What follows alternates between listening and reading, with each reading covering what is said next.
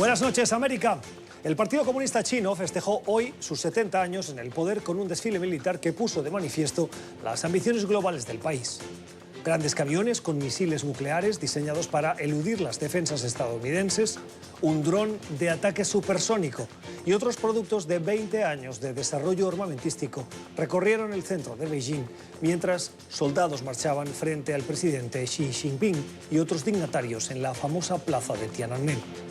Esa muestra de poderío y ambición china se produce en un momento delicado para el país, con una guerra comercial con Estados Unidos que ya afecta al crecimiento económico chino y con la policía en Hong Kong enfrentándose a manifestantes pro democracia en el privilegiado enclave que hoy lucha por sus libertades.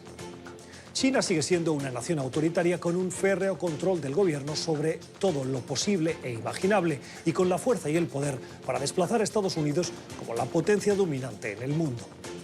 Lo visto hoy en Beijing es una señal de alerta para las democracias occidentales que, si no lo estaban, deben ver a China con preocupación.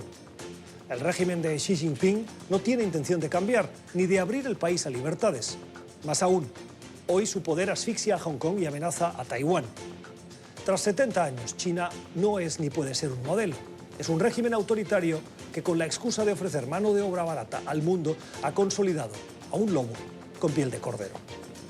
Son las 8 en Bogotá, Lima, Quito, las 9 en la costa este de Estados Unidos y las 10 en Buenos Aires y Santiago. Y esto es Cuestión de Poder. Bienvenidos.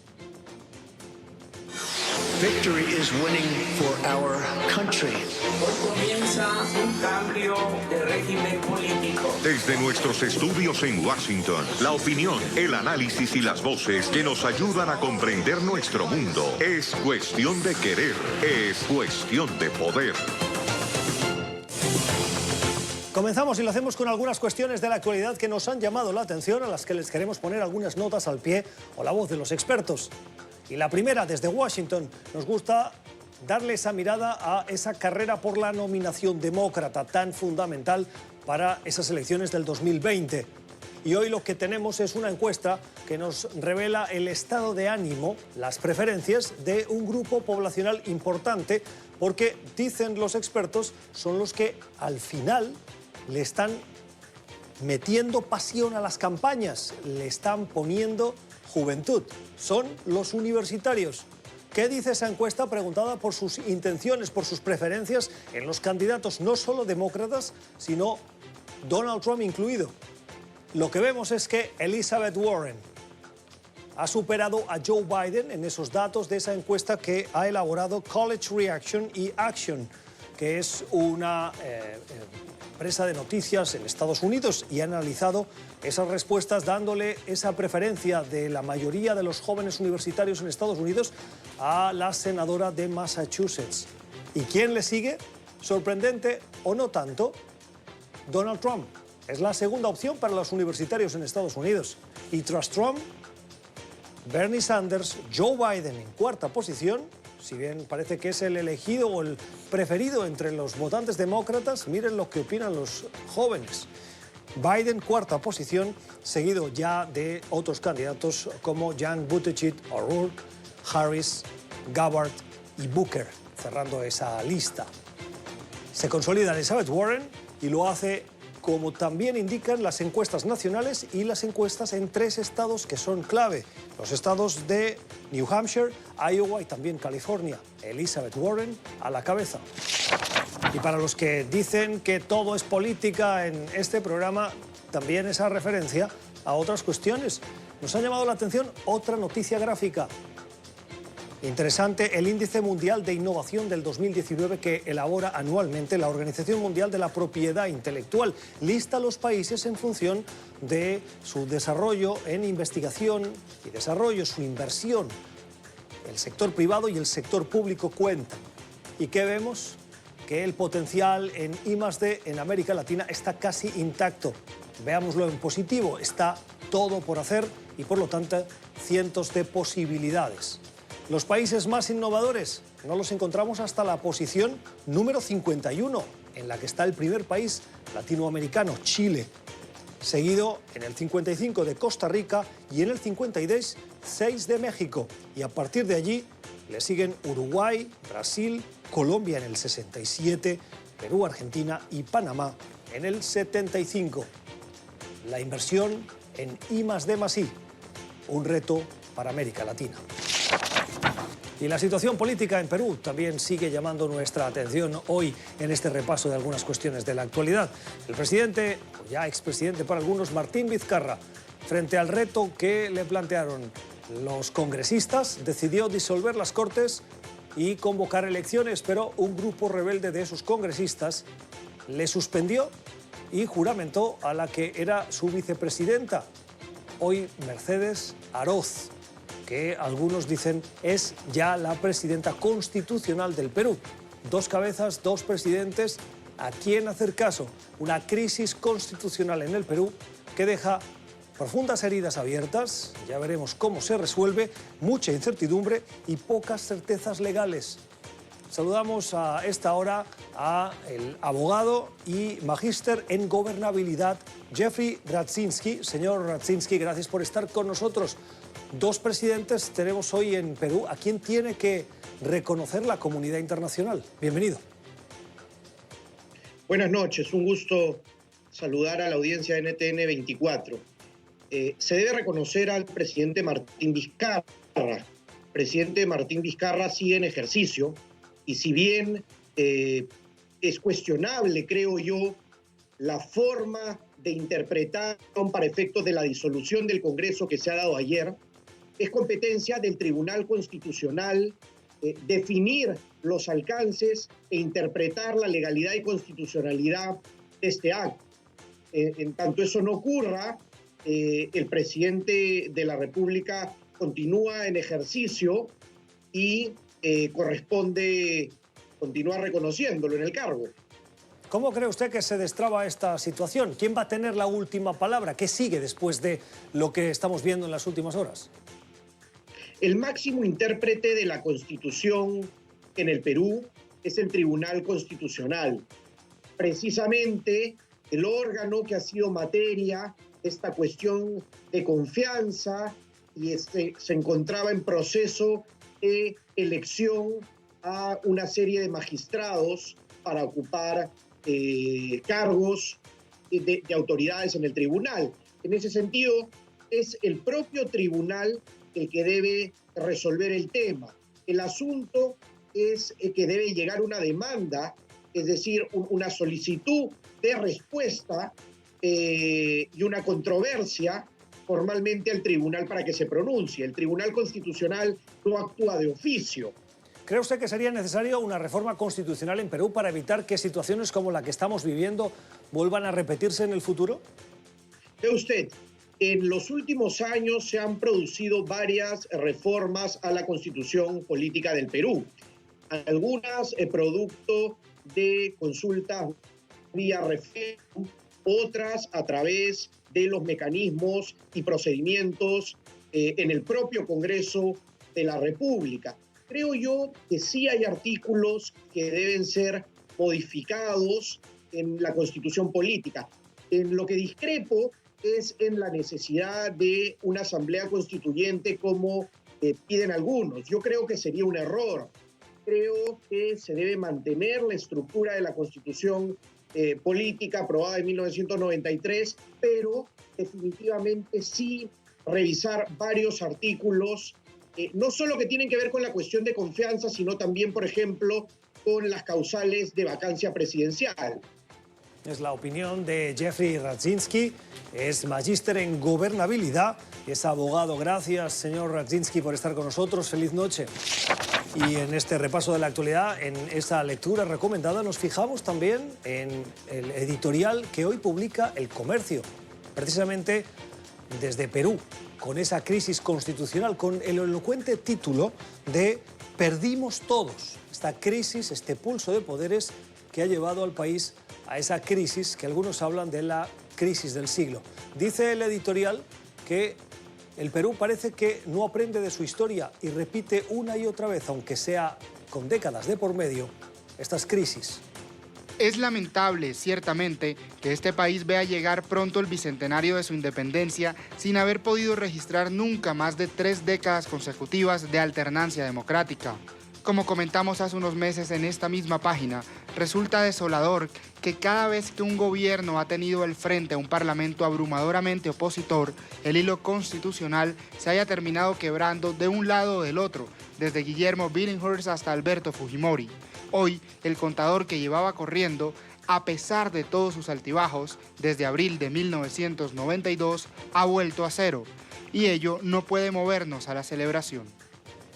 Las palabras de lamento del editorial del Comercio, que pone de relieve la profundidad de esas heridas abiertas necesarias de cerrar para construir un Perú para todos, sobre todo para ofrecer oportunidades para los que más las necesitan, pero también muchas incertidumbres legales de cuál va a ser la solución a esa difícil y complicada situación que hoy vive la política peruana. Vamos a la pausa. Esto es Cuestión de Poder. Ya regresamos. Tiempo para la entrevista en Cuestión de Poder. Hoy, para mirar al gigante asiático, China ha celebrado 70 años de la República Popular, la república que creó Mao. Y hoy, con festejos, el poderío chino quedó demostrado y Xi Jinping se lució, se cubrió de gloria, una gloria solo matizada por las sombras de la conflictividad que se vive en las últimas 4 semanas en Hong Kong, territorio que forma parte de China, pero que mantiene su independencia administrativa. China lleva 70 años con un modelo conocido como un país, 2 sistemas. El sistema político comunista, de mano de hierro, de partido único, y el sistema económico capitalista que le ha permitido sacar de la pobreza a millones de ciudadanos chinos y crear un auténtico motor de la economía mundial. Alguien que fue editor del Wall Street Journal, el periódico económico de referencia internacional, y que hoy es investigador senior en la Fundación Heritage, nos acompaña, es Mike González. Señor González, gracias por estar con nosotros. Bienvenido a Cuestión de Poder. Buenas noches. Muchas gracias, Gustavo, por estar aquí. Me encanta poder hablar con tus televidentes esta noche.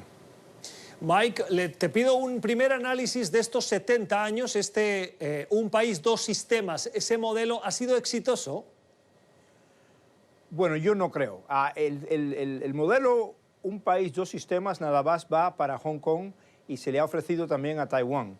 En China misma, porque en China misma no es un país, un sistema, el Partido Comunista ejerce todavía el monopolio del poder, y en la economía es verdad que ya después de la Revolución Cultural, cuando terminó con la muerte de Mao, han dado pasos, o algunos pasos, a un sistema de libre mercado, pero todavía sigue siendo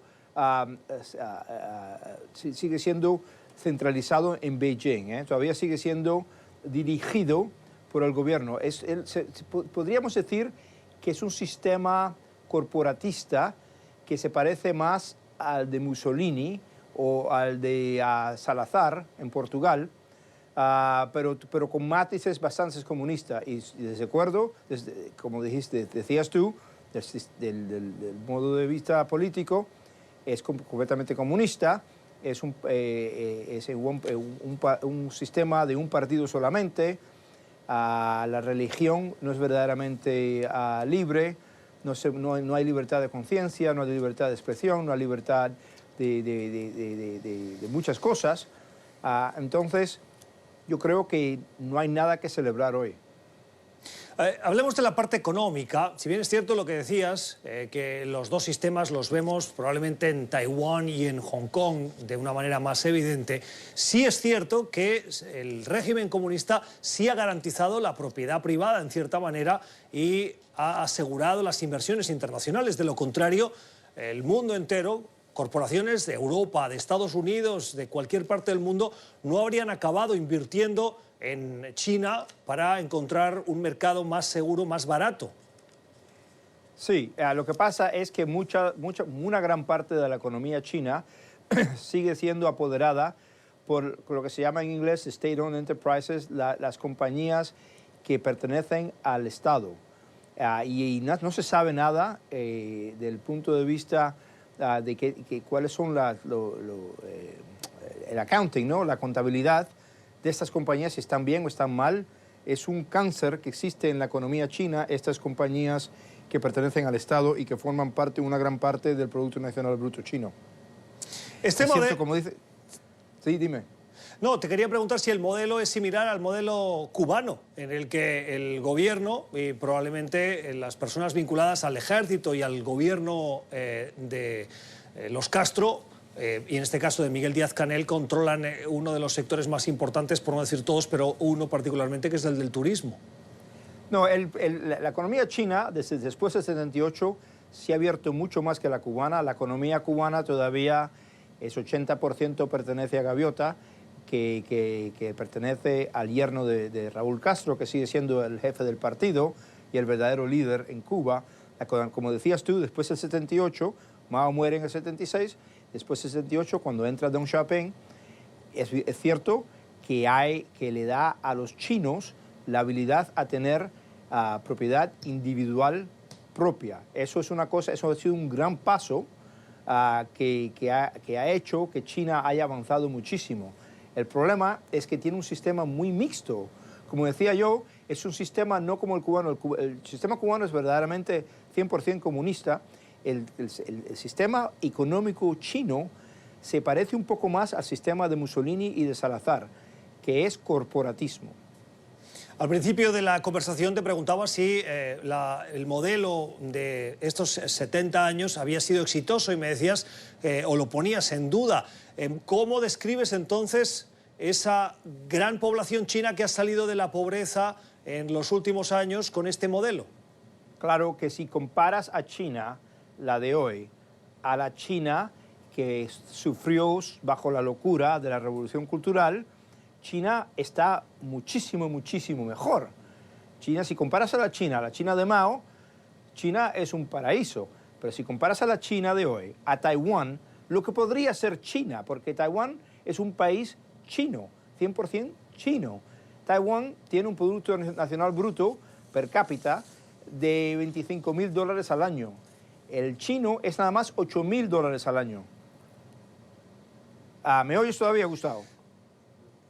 Sí, quería preguntarte también por uno de los retos principales que hoy tiene la economía internacional y es cómo esa economía continúa creando riqueza sin entrar en conflicto con el medio ambiente.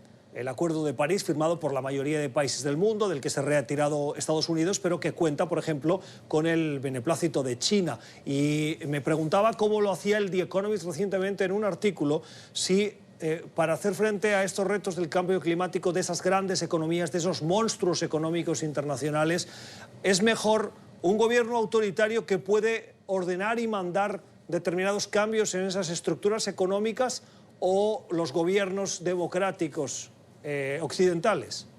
Bueno, eso yo creo que tengo que verdaderamente cuestionar la premisa que por razones del medio ambiente deberíamos tener una dictadura. Eso de ninguna manera yo lo acepto.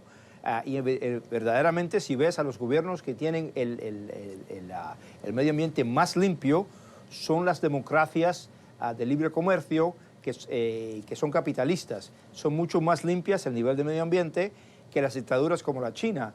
China emite más carbón que ningún otro país del mundo y China lo que dice es, le dice al occidente, bueno, vosotros habéis emitido mucho carbón a la atmósfera desde la Revolución Cultural. Nosotros somos un país de medio mercado, de media riqueza, y tenemos que seguir avanzando y nos deben dejar que emitamos carbón. Entonces, si ves a China de esa manera, entonces, claro, la puedes dejar, pero no se debe ser así, porque China es un país de 1.4 millones de personas, y si lo ves de manera bruta, es la economía más grande del mundo. Claro que no lo es si es per cápita. Entonces, no estoy de acuerdo, y lo dice mucha gente, muchos economistas, pero si uno ve objetivamente el récord de medio ambiente de los países democráticos y de libre mercado, los comparas con las dictaduras, tenemos un récord mucho mejor, somos mucho más limpios, la atmósfera nuestra está mucho más limpia. Lo que pasa, Mike, es que muy probablemente, y aquí te pido la opinión, el punto de partida de la situación en China y la situación en las economías occidentales con ese récord de medio ambiente es mucho más positivo. El The Economist recordaba que China, por ejemplo, desde los años 90 tiene un plan para hacer frente al cambio climático y que el 2030 el 30% de su energía va a ser con recursos o con fuentes renovables de energía sustentable o amigable con el medio ambiente y no con generación de emisiones. Es que el futuro no te puedo hablar, ¿no? Cuando yo fui a la escuela de negocio en Columbia University, me decían que que nada más puedes hacer una proforma de 5 años, una proforma de 10 años, no puedes verdaderamente ver lo que va a ser el negocio en 10 años. Yo no sé lo que va a ser China en 2030. Espero que sea libre y democrática y que no continúe a ser centralizada y que permita la libertad de expresión, la libertad de conciencia. Pero no lo sé verdaderamente. No podemos hablar de eso. De que tenga un plan, yo también te puedo hacer un plan muy bonito, Gustavo. Entiendo. Hablemos de la guerra económica, del conflicto que mantienen las dos principales economías del mundo, Estados Unidos y China. ¿Ha opacado de alguna manera este pulso que le está echando la administración Trump al gobierno chino, esta celebración de 70 años? Bueno, lo que ha hecho Trump, y yo no estoy de acuerdo con la política de Trump económica con China, te lo debo decir desde el principio, porque no creo en tarifas. Aranceles. Los aranceles es otro tax, ¿no? Es otro impuesto. Es otro impuesto. Es un impuesto que lo paga la población. Lo único que sí estoy de acuerdo es que no se le tiene que decir a China, y todo el occidente le debe decir a China, que tiene que dejar de robar la propiedad intelectual. Si tú hablas con los mercaderes, la gente que pertenecen a la American Chamber of Commerce en Beijing, en Pekín, a la Cámara de Negocios, a los negociantes americanos en China, están al colmo. Toda su propiedad intelectual se la roban, y hasta ha habido un líder chino que ha dicho que todo el mundo lo hace y que se debe dejar que China robe la propiedad intelectual. Eso no se puede dejar, porque nos van a quitar todas nuestras invenciones. Pero yo no estoy de acuerdo con los aranceles tampoco. Los aranceles, nuestras compañías aquí en Estados Unidos están pagando mucho más de lo que deben de pagar por el acero y por mucho de las materias naturales, que estarían mucho más baratas si esos aranceles de Trump no existieran. Terminamos con la situación en Hong Kong. ¿Qué crees que teme más Xi Jinping? ¿Los disturbios que hemos visto en las calles o las concesiones que puede que tenga que hacer a la población de Hong Kong y que podrían sentar, por un lado, un precedente y por el otro, una fotografía de acabar cediendo a las peticiones de ciudadanos de una parte de China que goza de una cierta democracia? Sí, lo que tiene Hong Kong es una autonomía, ¿no? Vamos a ser claro que bajo 150 años que cuando fueron una colonia británica tampoco tenían democracia. Lo que pasa es que la madre patria, Gran Bretaña, era una democracia. Ahora no. Ahora la madre patria es China, que no es un país democrático.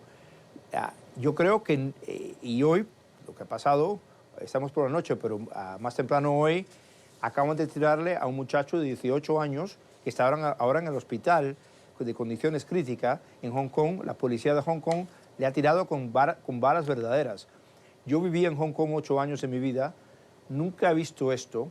Hong Kong se decía que era una sociedad que era pasiva, que nada más que le gustaba hacer dinero. Son muy ricos, pero tienen un nivel de vida muy alto, pero están exigiendo libertades naturales que deben tener.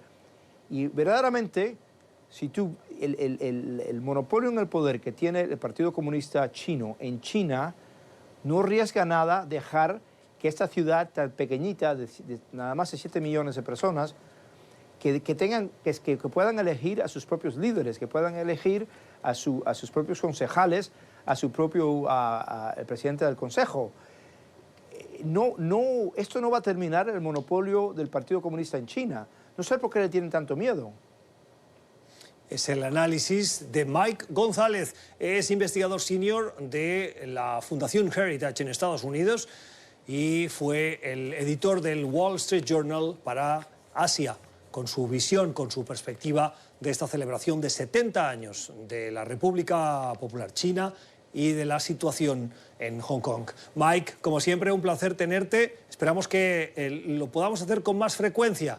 Feliz noche. Esto es Cuestión de Poder. Vamos a la pausa y regresamos. Tiempo para el análisis en Cuestión de Poder, para escuchar los puntos de vista sobre algunas cuestiones de seguridad, de defensa de nuestro continente, del continente americano. Hoy, en este tiempo de Cuestión de Poder, con las opiniones de Guillermo Pacheco. Guillermo fue profesor en la Escuela Nacional de Defensa y es analista de seguridad y defensa. Señor Pacheco, buenas noches. Buenas noches, qué gusto saludarte, Gustavo. Gracias, el gusto es nuestro por tenerle. Y con Joseph Humire. Señor Humire también es experto en seguridad, es director ejecutivo del Centro para una Sociedad Libre y Segura. Señor Humire, buenas noches. Buenas noches, gracias por la invitación. Gracias por la presencia de ambos. Hacía tiempo que no venían, ¿verdad? Ya un poquito de tiempo. Demasiado, demasiado. Nos gusta mucho escucharles y quiero precisamente que nos fijemos en la situación en Perú. Y les voy a pedir un primer comentario, un análisis de cómo ven la crisis que, como decíamos antes en el repaso de la actualidad, es una crisis constitucional que deja heridas abiertas y muchas incertidumbres legales, pero también del rol del ejército. Hemos visto esta mañana un posicionamiento claro, señor Pacheco, por parte del ejército del Perú, apoyando al presidente, pero diversas fuentes hablan de división. Hay división dentro del ejército y cuán profunda es en esa crisis que se está produciendo en el país. Bueno, mira, primero hay que decir que es preocupante en esta situación democrática de la región el tema Perú, o sea, que llega a este punto. Sí, ya traía una descomposición en cuanto a muchas cosas que pudieron haber pasado y cómo un presidente que no es electo, sino que llega a sustituir al electo, está en esta situación. Sí se decía que él lo que estaba tratando era buscando el apoyo de las Fuerzas Armadas para poder llegar a esta situación, para poder, sabiendo que el Congreso iba a ir en contra de los postulados que él tenía para la Corte Constitucional, y solo estaba esperando eso para poder intentar disolver el Congreso. Lo más preocupante desde mi punto de vista, y hablando tema de seguridad y defensa, es que él tenga una foto con el alto mando de las Fuerzas Armadas para decir que estaba tomando una decisión de disolver el Congreso. ¿Será que estamos regresando a nuestro pasado reciente en América Latina, donde las Fuerzas Armadas tenían que llegar a ser árbitros de la democracia? O sea, ¿por qué no son otras las instancias las que pueden legitimar a Vizcarra?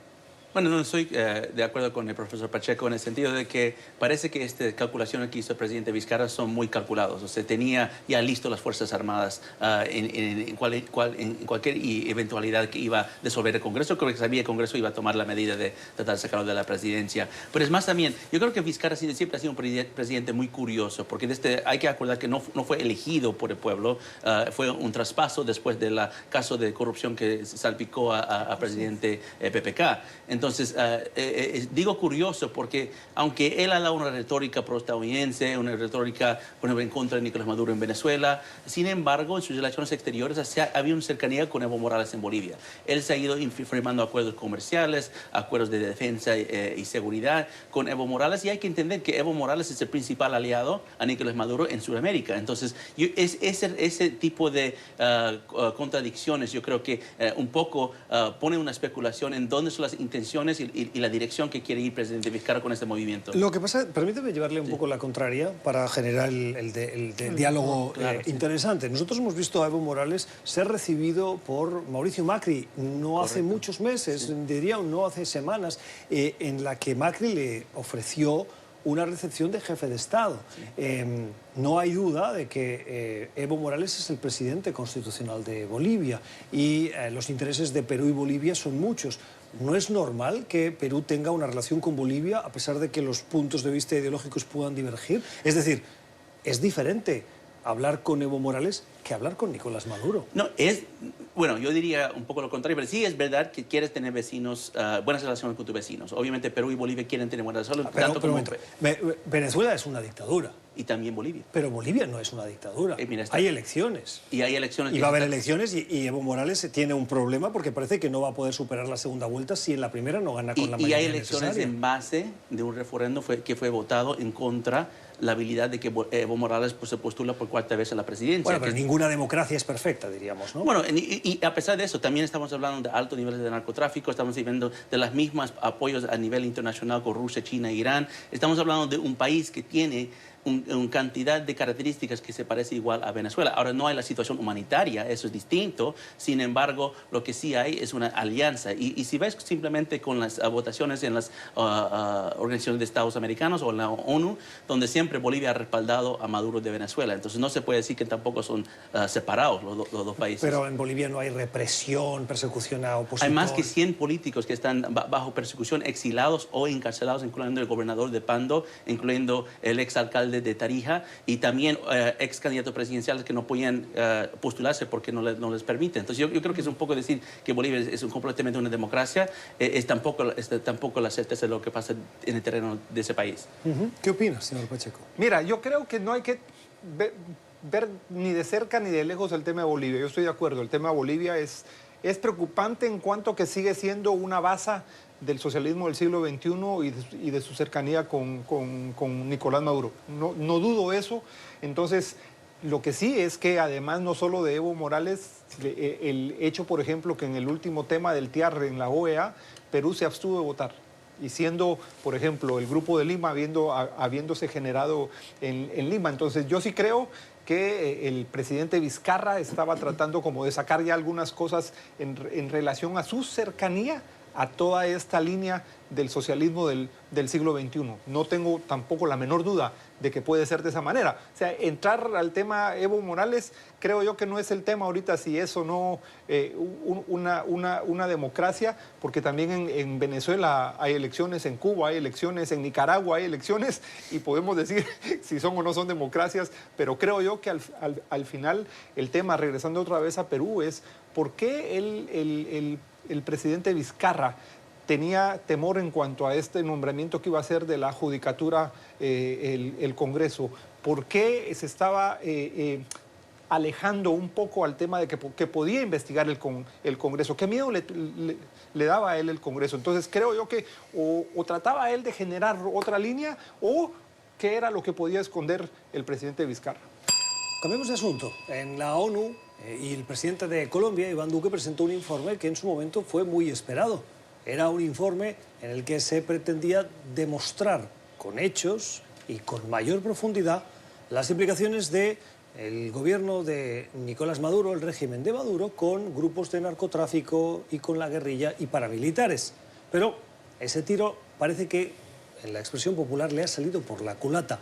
Diversas evidencias de ese informe, que es muy profundo, pero que frente a algunas inconsistencias han generado dudas. ¿Qué opinión les merece lo que le ha pasado a Duque y lo que se ha derivado de esas inconsistencias que han acabado, por ejemplo, con la dimisión en Colombia del director de inteligencia y contrainteligencia militar? Sí, mire, es una pena en realidad que una información, un análisis tan profunda que tiene mucho mérito en la habilidad de lo que hizo las Fuerzas Armadas y la inteligencia colombiana al respecto de las presencias de grupos terroristas en territorio venezolano, hablando de la ELN y los disidentes de la FARC, y ser descalificado de cierta forma solo por un error administrativo en realidad sobre cómo presentaron ese informe. Ahora, y lo que yo considero que entonces estamos hablando de Perú, estamos hablando de divisiones dentro de las Fuerzas Armadas. Bueno, eso extiende también a Colombia. En Colombia también hay divisiones entre las Fuerzas Armadas, hay muchos casos de corrupción contra ex militares o militares actuales que están regresando a Colombia, y eso ha creado una polémica. Entonces yo creo que el general Peña, el jefe de contrainteligencia e inteligencia en las Fuerzas Armadas, es un buen general con mucho respaldo y respeto dentro de las Fuerzas Armadas. Sin embargo, no ha sido un general que tiene una carrera de inteligencia, en el marco de inteligencia de los servicios militares de Colombia. Entonces, por eso muchos la han criticado. Sin embargo, yo considero que ha sido un buen general en el marco y no clasificaría su carrera por un error administrativo, un informe que tenía mérito en su sustancia, pero a lo mejor no en su presentación. Mira, yo no creo el tiro por la culata, ¿sabes por qué? Creo yo que al final de cuentas lo que tenemos que entender es que los medios de comunicación que están interesados en acentuar ese tema es que probablemente quienes lo están haciendo.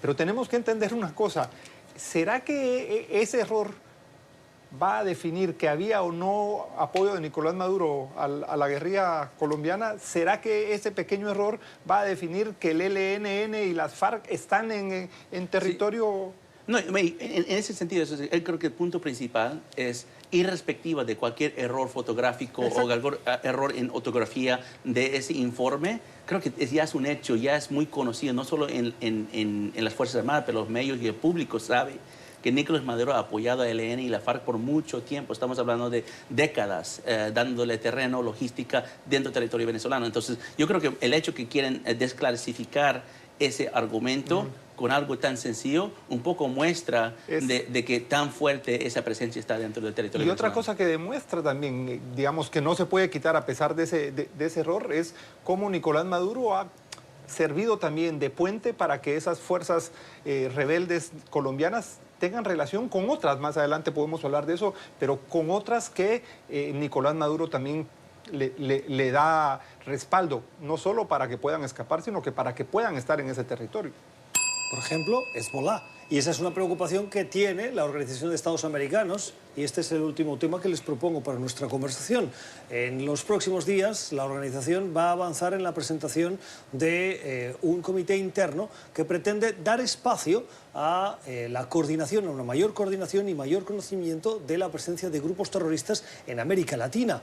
Y, como nos decía antes de comenzar la conversación Joseph, es muy probable que en enero haya una conferencia internacional latinoamericana sobre terrorismo en el que Hezbolá va a ser un protagonista justificado.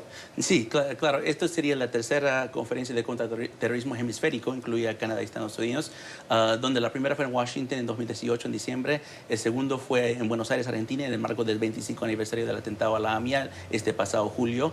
Y el tercero va a ser en Bogotá el próximo enero de 2020. En todo ese transcurso, el Departamento de Estado, Justicia y Tesoro, conjunto con más que 18 países de América Latina, se han ido marcando qué es terrorismo internacional para América Latina. Por mucho tiempo América Latina se ha quedado para atrás en el marco legal de cómo luchar contra el terrorismo, porque no hay leyes en muchos países de América Latina donde se define el terrorismo internacional. Eso está cambiando. Argentina, el 16 de julio, era el primer país en la historia de Latinoamérica para designar a Hezbolá como grupo de terrorismo internacional.